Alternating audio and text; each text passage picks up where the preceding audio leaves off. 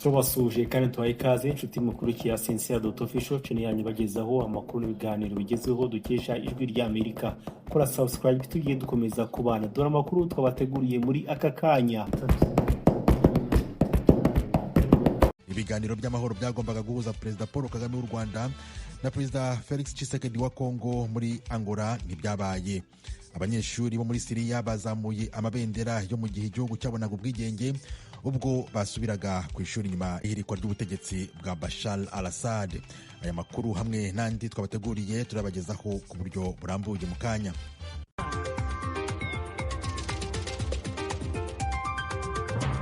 Duhere amakuru yacu kwavugwa hirya no hino ku isi. Mu mpera z'iki cyumweru turangije, Leta Zunze Ubumwe za Amerika yavuze ko yagiranye ibiganiro n'inyeshyamba za Hayat Tahrir al-Sham zafashe ubutegetsi muri Syria nyuma y'ihirikwa ry'ubutegetsi bwa Bashar al-Assad. Aba banyeshuri bagaragaye ari benshi mu mihanda y'umurwa mukuru bari bafite amabendera yo mu gihe Syria yabonaga ubwigenge bagenda bayazunguza. N'uwo munsi wa mbere kaminuza bigaho iri Damas mu murwa mukuru wa Syria yongeye gufungura imiryango yayo nyuma y'uko inyeshyamba z'abisilamu zikuye Bashar al-Assad ku butegetsi. Kuri uyu wa gatandatu, Leta Zunze Ubumwe za Amerika yavuze ko yagiranye ibiganiro n'inyeshyamba za Hayat Tahrir al-Sham zafashe ubutegetsi muri Syria. Mu itangazo rihuriweho n'ibihugu bya Amerika, iby'ubumwe bw'Uburayi, iby'Abarabu hamwe na Turukiya bemeje ko bashyigikiye byimazeyo abaturage ba Syria muri iki gihe gikomeye mu mateka yabo cyo kubaka ejo heza habo hafite icyizere, umutekano n'amahoro. Antony Blinken, minisitiri w'ububanyi n'amahanga w'Amerika, ari kumwe n'abandi badiplomate i Akaba muri Yorodaniya, yabwiye abanyamakuru ko bagiranye ibiganiro n'inyeshyamba zahiritse ubutegetsi n'andi mashyaka, ariko ntiyeruye ngo avuge uko ibyo byabayeho. Amerika yari yarashyize uyu mutwe w'inyeshyamba ku rutonde rw'imitwe y'iterabwoba muri 2018. Intumwa idasanzwe y'umuryango w'abibumbye Oni Gel Pedersen yasabye abitabiriye ibiganiro byo muri Yorodaniya gutanga ubufasha bwa kiremwamuntu no kwemeza ko inzego za leta zidasenyuka. Ikibazo cy'ubukungu muri Nigeria cyahatiye abaturuka mu miryango ikennye bemera kubwirwa amagambo yumvikana nk'ayabakomeretsa, ariko bahitamo gukora ibituma abana babo babona amafaranga atuma basubira mu ishuri. Ababyeyi bamwe batangiye gukusanya imyanda yiganjemo ibikoze muri plastiki ngo babone ubwishyu bw'amashuri y'abana babo. Iki kibazo kigaragara cyane mu murwa mukuru Lagos cyahatiye ababyeyi bamwe na bamwe kumva ko gukusanya imyanda ya plastike byaba ari nk'igisubizo cyatuma abana babo batandagara ku mihanda. Aba barimo umubyeyi witwa Fatimo Adesun aremeza ko gukusanya imyanda byabaye akazi gashobora gutuma umwana we asubira mu ishuri. Uyu mubyeyi yumvikanishije ko muri iyi myaka 3 ishize ubuzima bwarushijeho kuba nabi, ari byo byatumye bumva ko gukora ibishoboka byose ariko abana babo bakiga ari impamvu yumvikana.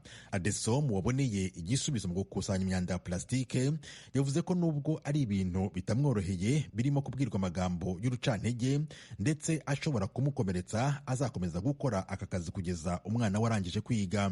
Uwitwa Isaac Success washinze iri shuri bamwe muri aba bana batishoboye bigaho, ni nawe kandi wanatangije umushinga wo gukusanya imyanda mu murwa mukuru Lagos. Success yavuze ko buri mwaka i Lagos hakusanywa imyanda ya toni 800,000, bityo aba babyeyi bakora aka kazi bakaba batabikora bashakira abana babo ejo heza gusa, ahubwo banabikora barengera ibidukikije. Reka tuve muri Nigeria noneho tujye muri Zimbabwe, ako inzovu enye n'izindi nyamaswa zashotse hari amazi y'ikiyaga hafi y'umurwa mukuru Harare zapfuye. Aya mazi akoreshwa n'abantu batuye hafi aho, bivugwa ko yahumanijwe. Amakuru y'uko inyamaswa zirimo imvubu, imparage, ihene, inka n'amafi yemejwe n'urwego rushinzwe inyamaswa.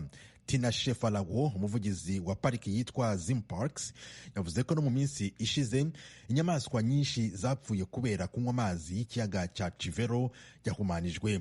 Uyu Farawo yavuze ko amazi yahumanijwe na bagiteri yitwa Cyanobacteria ndetse ikaba ari uburozi ku bantu. Yavuze kandi ko umwanda ukomeje kwiyongera muri iki kiyaga bitewe n'uko umujyi wa Harare ariho uwujugunya. Kugeza ubu inyamaswa zirimo inzovu zikaba zatangiye kwimurwa hirindwa izindi mfu. Kubera impamvu z'umutekano, abayobozi ntibatanga umubare nyawo w'inzovu z'umweru cyangwa zirabura zishobora kuba ziri mu kaga, kuko izi nyamaswa ziri mu zikurura ba mukerarugendo zikunze kwibasirwa n'abahigi. Inzovu zirabura zo biravugwa ko ziri mu kaga gakomeye kurusha izindi nyamaswa, kuko ku isi yose kugeza ubu hasigaye gusa izigera ku 3,140. Ikibabaje ubu ngo nuko nta bihagije biri gukorwa ngo amazi y'ikiyaga cya Chivero yitabweho n'inyamaswa zirindwe, kuko zikomeje gushoka aya mazi azihitana.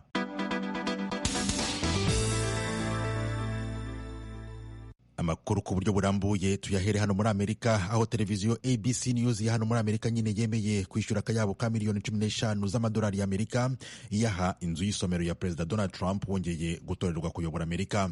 ABC News itanze amafaranga mu rwego rwo gukemura ikibazo cyumvikana nk'ikirego cyo gusebanya ku byatangajwe n'umunyamakuru George Stephanopoulos wavuze ko Perezida watowe Donald Trump yahamwe n'icyaha cyo gufata ku ngufu umwanditsi E. Jean Carroll. Iyi televiziyo igomba kandi kwishyura miliyoni imwe Alejandro Brito, umunyamakuru wa Donald Trump. Televiziyo ABC News igomba kandi gushyira ku rubuga rwayo rwa interineti ubutumwa bugaragaza ko ibabajwe cyane n'ibyo umunyamakuru Stephanopoulos yavuze mu kiganiro cyitwa This Week, cyangwa muri iki cyumweru tugenekereje mu Kinyarwanda, ikiganiro yakoze ku itariki ya 10 y'ukwezi kwa gatatu.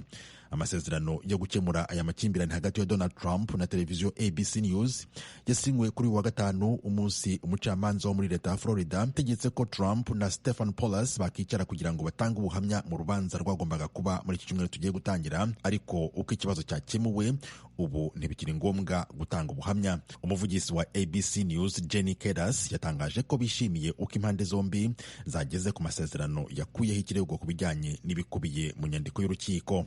Ku ruhande rwa Donald Trump ariko ntaryo rwatangaje. Mukomeje kumva radiyo ijwi ry'Amerika ivugira i Washington DC mu Kinyarwanda no mu Kirundi. Mudukurikire no ku rubuga rwacu rwa internet wa eshatu radiyo yacu voa.com no ku mbuga nkoranyambaga zacu arizo YouTube, X, Instagram na Facebook. Aderesi yacu ni voa radiyo yacu.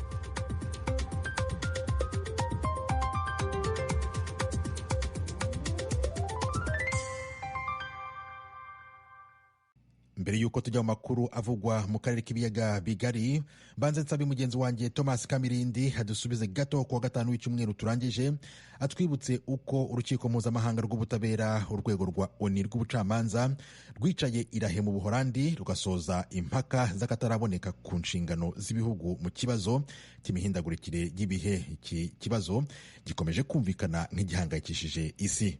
Thomas, uru rubanza mu by'ukuri rumaze imyaka 3. Mu kwezi kwa 9 2021, leta y'ikirwa cya Vanuatu kiri mu nyanja ya Pasifika yatangaje ko ishaka gusaba uru rukiko inama yarwo mu rwego rw'amategeko mpuzamahanga ku mihindukire y'ibihe. Uyu mugambi nawo ubwawo wari waraturutse ku rubyiruko rwibumbiye mu muryango witwa Pacific Island Student Fighting Climate Change. Ni nko kuvuga abanyeshuri bo mu birwa bya Pasifika biyemeje kurwanya imihindukire y'ibihe. Kuri bo uru rubanza ni ngombwa cyane kuko ibirwa bishobora kuzimira vuba kubera ingaruka z'imihindukire y'ibihe zatuma birengerwa n'amazi y'inyanja. Bashatse amaboko mu bindi bihugu babigeraho, noneho igitekerezo bagishyikiriza inama rusange y'umuryango w'abibumbye, nayo yemeje umwanzuro usaba uru rubanza ku itariki ya 29 y'ukwa gatatu 2023. Ibihugu 132 byose byawugiye inyuma, niwo wabyaye iki kirego. Nk'uko amategeko abiteganya, umunyamabanga mukuru wa Loni Antonio Guterres yakibagereje kuri perezida w'urukiko mpuzamahanga rw'ubutabera w'icyo gihe, umutegarugori John Donohue, ku itariki ya 12 y'ukwa kane 2023. Muri make barasaba urukiko gusobanura ingingo ebyiri. Iya mbere, ku neza y'abatuye isi n'abazabakomokaho, ni izihe nshingano za leta z'ibihugu bigize ONU zanditse mu mategeko mpuzamahanga mu rwego rwo kurengera ibidukikije no gukumira imihindukire y'ibihe ituruka ku byuka bihumanya ikirere.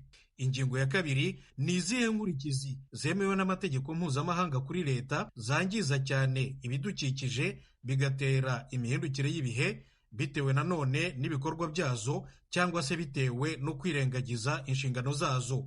Mu yandi magambo, bararusaba kwerekana niba hariho amategeko mpuzamahanga ibihugu bigomba kubahiriza mu rwego rwo gukumira imihindukire y'ibihe no kwishyura indishyi kubera ibyuka ibi bihugu byohereza mu kirere bikagihumanya. Ku Bwongereza, amasezerano mpuzamahanga yemerejwe i Paris mu Bufaransa mu 2015 niyo nkingi ya byose. Richard Hermer, umujyanama mukuru wa guverinoma y'Ubwongereza mu by'amategeko, Attorney General mu Cyongereza, yabibwiye urukiko mpuzamahanga rw'ubutabera muri aya magambo: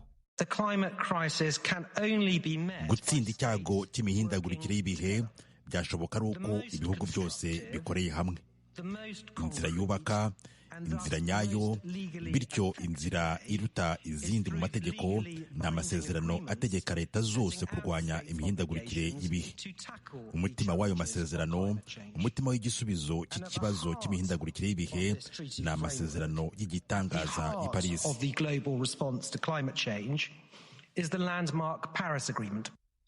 Iyi dosiye niyo nini cyane kandi y'akataraboneka igeze imbere y'urukiko mpuzamahanga rw'ubutabera.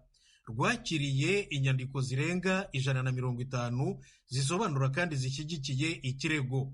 Mu mpaka zo mu ruhame rwumvise ibihugu 97 birimo n'Ubwongereza nyine n'imiryango mpuzamahanga 11. Ibihugu byareze n'abahanga mu by'imihindukire y'ibihe bemeza ko uru rubanza nubwo ari urwo gutanga inama gusa mu rwego rw'amategeko mpuzamahanga, rushobora kugira uruhare runini mu bikorwa mpuzamahanga bishobora kuzabaho mu rwego rwo kurwanya imihindukire y'ibihe no mu mishyikirano mpuzamahanga izabaho. Umwe muri aba bahanga ni Elena Kosolapova, ni umujyanama mukuru mu kigo mpuzamahanga cy'ubushakashatsi ku iterambere rirambye International Institute for Sustainable Development mu Cyongereza, gifite ibyicaro 4 bikuru i Winnipeg, Ottawa na Toronto muri Canada ni Geneve mu Busuwisi. Umutegarugori Kosolapova yavuganye n'Ijwi ry'Amerika ku ikoranabuhanga rya Zoom. Icyo biteze kuri sentare ni uko itanga insiguro nyayo mu rwego rw'amategeko no gukuraho igipfungu icyo ari cyo cyose ku bijanye n'inshingano z'ibihugu zanditse mu mategeko mpuzamakungu. Ibiganiro biba mu rwego rwa ONU vyovyungukiramwo cane. Uru rubanza rwo mu rukiko mpuzamahanga rw'ubutabera ni urwa gatatu rubayeho ku isi ku birebana n'imihindukire y'ibihe. Urwa mbere rwarangiye mu kwezi kwa gatanu gushize mu mujyi wa Hamburg mu Budage mu rukiko mpuzamahanga rushinzwe amategeko agenga inyanja. Rwanzuye ko ibihugu bifite inshingano zo gukumira ubushyuhe budasiba kwiyongera ku isi no kurengera ibidukikije byo mu mazi y'inyanja. Umucamanza Albert Hoffman ni perezida warwo. Igihugu cyaramuka kirengagije kuzuza inshingano zacyo cyakurikiranwa mu mategeko mpuzamahanga. Urubanza rwa kabiri rwo rwabaye muri uyu mwaka muri Brazil mu rukiko mpuzamahanga rw'imigabane y'Amerika. Ruzatanga imyanzuro yarwo mu gihe cya vuba. Naho abacamanza b'urukiko mpuzamahanga rw'ubutabera, urukiko rwa Loni rero rwo ntibaratangaza itariki bazatangaho imyanzuro yabo. Noneho reka tujye mu yavugwa mu karere k'ibiyaga bigari byo muri Afurika, tuyafatiye ku makuru y'u Rwanda na Kongo. Ibiganiro by'amahoro byagombaga guhuriza Perezida Paul Kagame w'u Rwanda n'uwa Repubulika ya Demokarasi ya Kongo ejo ku cyumweru muri Angola ntibyabaye. Mario George, umukozi ushinzwe itangazamakuru mu biro by'umukuru w'igihugu i Rwanda muri Angola, yabwiye abanyamakuru ko ku buryo butandukanye n'ibyari byitezwe ibiganiro byagombaga guhuza abaperezida bombi bitabaye. George yavuze ko perezida wa Angola João Lourenço yahuye gusa na perezida Felix Tshisekedi wa Kongo, mu gihe Paul Kagame perezida w'u Rwanda wari witezwe kuba muri ibi biganiro bitamenyekanye neza niba yari muri Angola. Byari ibiganiro bishya bigamije kurangiza amakimbirane mu burasirazuba bwa Repubulika ya Demokarasi ya Kongo, aho iki gihugu cyavuze ko kutaba kw'ibi biganiro biteye urujijo. Mu itangazo ryasohotse ejo ku cyumweru risohowe na Minisiteri y'Ububanyi n'Amahanga y'u Rwanda, riravuga ko inama y'abaminisitiri yabereye i Rwanda muri Angola kuwa gatandatu w'icyumweru turangije, ibihugu by'u Rwanda na Repubulika ya Demokarasi ya Kongo bitabashije kumvikana ku cyemezo cyo kugirana ibiganiro bitaziguye n'umutwe wa M23. Hari hagamijwe gushaka umuti wa politike w'amakimbirane arangwa mu burasirazuba bwa Kongo. Itangazo rya Minisiteri y'Ububanyi n'Amahanga y'u Rwanda rikomeza rivuga ko iyi nama itashoboye kugera ku masezerano yayo, cyane cyane mu gihe abayobozi ba Kongo barimo na perezida bakomeje gutera ubwoba ko bazakuraho ubutegetsi bw'u Rwanda. Muri iri tangazo kandi haravugwamo ihuriro ry'imitwe y'ingabo iri mu burasirazuba bwa Kongo ifatanije n'igisirikare cya FARDC, abacancuro bo mu bihugu by'Uburayi, ingabo z'u Burundi, inyeshyamba za Wazalendo n'izindi zo mu mutwe wa FDLR. Iri tangazo rikomeza rivuga ko hakwiye gufatwa ingamba zikomeye cyane mu guhangana n'umutwe wa FDLR, ibirenze uburyo izindi ngamba zifatwa hakemurwa ikibazo. Raporo yavuye muri iyi nama igaragaza ko hazabaho umwanya w'ibiganiro hagati ya M23 na Repubulika ya Demokarasi ya Kongo, byasabwe na perezida wa Angola João Lourenço nk'umuhuza muri iki kibazo n'uwahoze ari perezida wa Kenya Uhuru Kenyatta. Minisiteri y'Ububanyi n'Amahanga y'u Rwanda ikomeza ivuga mu itangazo ryayo ko hari ibikorwa igihugu cya Repubulika ya Demokarasi ya Kongo gishobora kwikorera ubwacyo kikareka guhora kigira u Rwanda urwitwazo ko ntacyo rukora. Iri tangazo rirangira rivuga ko u Rwanda rukomeje kwitegura kuzitabira inama izafata inzira nyayo kandi ifatika mu gukemura burundu ibyahereye i Burundi guhera mu mwaka utaha mu irushanwa ry'umukino w'intoki wa basketball. Mu Burundi abanyamahanga ntibazarenga 5 mu bakinnyi 12 bemerewe kwitabira umukino, mu gihe abanyamahanga bazaba batarenga 3 bari mu kibuga. Iyo ngingo yafashwe n'inama ya bose y'ishyirahamwe rya basketball mu Burundi, yashimishije abari muri icyo gisata. Inkuru tuyibaze mugenzi wacu Desire Hatungimana. Ingingo yapfunditswe kuri no gatandatu mu nama ya bose y'ishyirahamwe rya basketball yaje hageze nk'uko bamwe mu bamenyereza ba basketball bafise n'amarerero babibwijwe rya Amerika. Crystal Gatabazi arashima iyo ngingo, akavuga ko akamo kabo kumviwe. Yizera ko n'izindi ntambwe zizoterwa kugira abana b'Abarundi baronka umwanya uhagije wo gukina no mu giserukiragihugu uvyungukiremwo. Urugamba twagwanye cyane, tuguma tugerageza gusigurira abari mu nzego za federasiyo bari babitwemereye ko bazobikorera ko muri nama ya bose, kandi tukashima cyane kubona babishize mu ngiro. Ni intambwe cyane kubona bashoboye kurimita abanyamahanga. Ni ikintu cyo gushima cyane, byerekana yuko basket y'u Burundi nayo nyene bagiye kwihagurukira, nayo nyene bayifitiye imigambi myiza.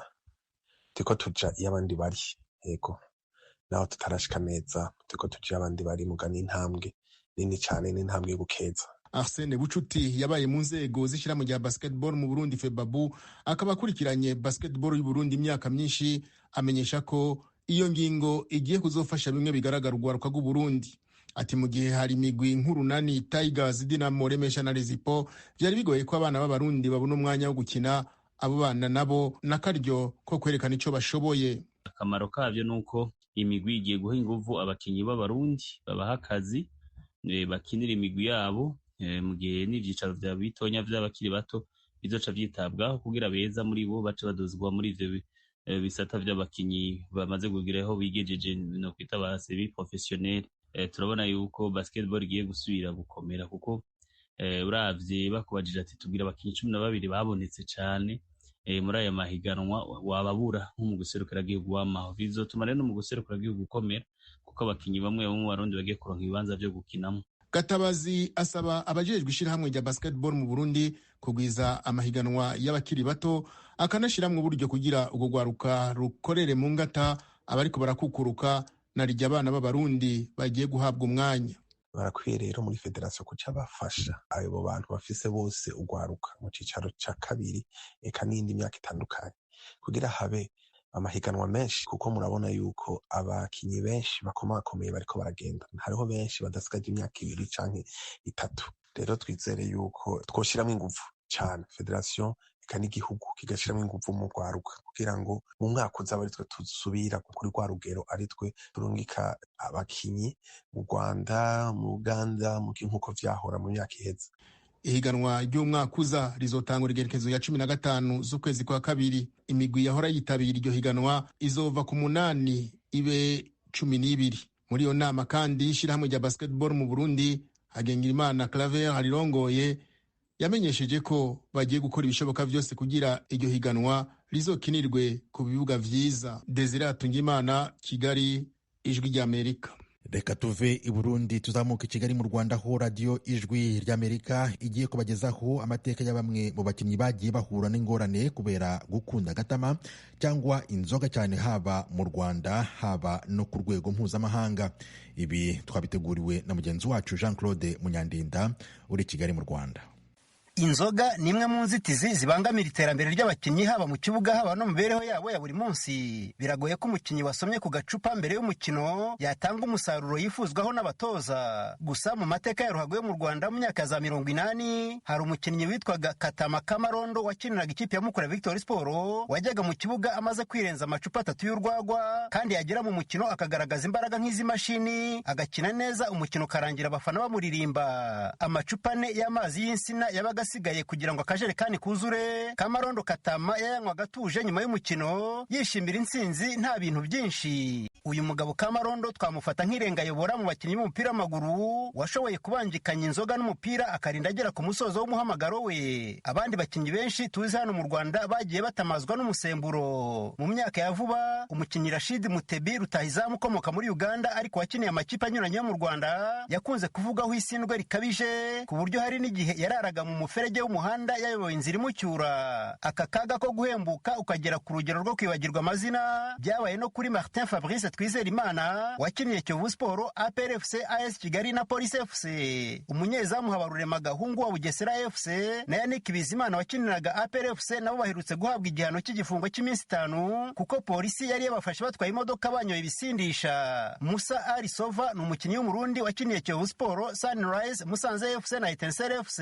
Uyu musore ntabwo ahakana uburyohe bw'agatama, ariko ngiyo yanyoye yirinda gukabya agakora ibishoboka byose ntarenza amacupa 5. Ngewe reka mbivuge gutyo ko nzemera, ntabwo mbihisha. Ari gihe unywa nk'umuntu w'umupapa nyene ukanywa duke twawe tuizo kitahira, biterwa n'igihe turimo. Nk'ubu ngewe naho wambwira ngo tugende kunywa cyangwa ngewe nkujanye tujye kunywa, nta nubwo narenza 5.